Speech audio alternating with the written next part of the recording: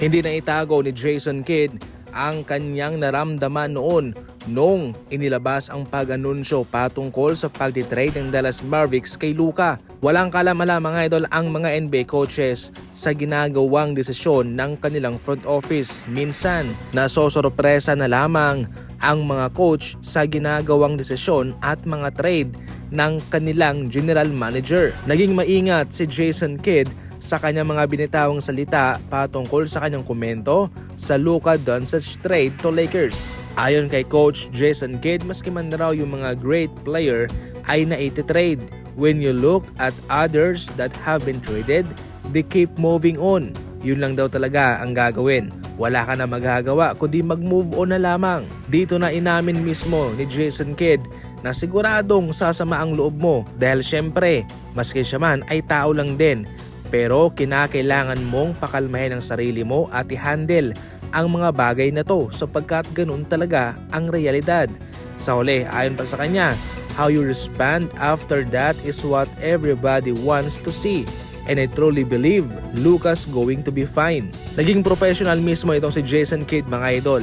Magaling na player itong si Luka at syempre nag-i-enjoy siya na ito'y i-coach. Subalit wala nga siya magagawa sapagkat hindi naman siya yung gumagawa ng desisyon.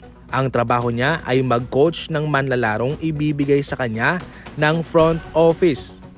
Samantala, sulit naman ang pagpapapirma ng Golden State Warriors kay Kevin Knox para sa 10-day contract nito. Si Kevin Knox ay nakapagtala ng 12 puntos at mayroong 5 rebounds sa loob ng 14 minutes coming off the bench para sa Golden State Warriors. Sa ngayon nga mga idol ay hindi binibigo ni Kevin Knox itong Warriors sa pagkakataong ito na ibinigay sa kanya. Itong si Kevin Knox mga idol ay isang lethal na scorer para sa G-League sa Santa Cruz kung saan siya ay nag-average ng 25 points and 8 rebounds per game. Malaking kawalan si Andrew Wiggins para sa Golden State Warriors, especially yung kanyang depensa.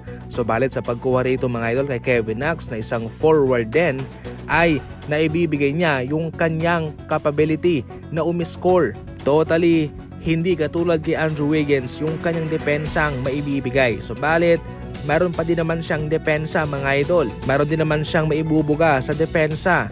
At heto pa, mas mabilis siya kumpara kay Andrew Wiggins. Kung pag-uusapan naman yung pagiging athletic din ho itong si Kevin Knox. Sa ngayon, 10-day contract muna ang kanyang status para sa Warriors. Palaisipan to kung i-convert ba siya ng Golden State Warriors para sa isang standard na contract. Batay sa kanyang performance na ipinapakita sa ngayon at sa kanyang chemistry sa team na maganda naman.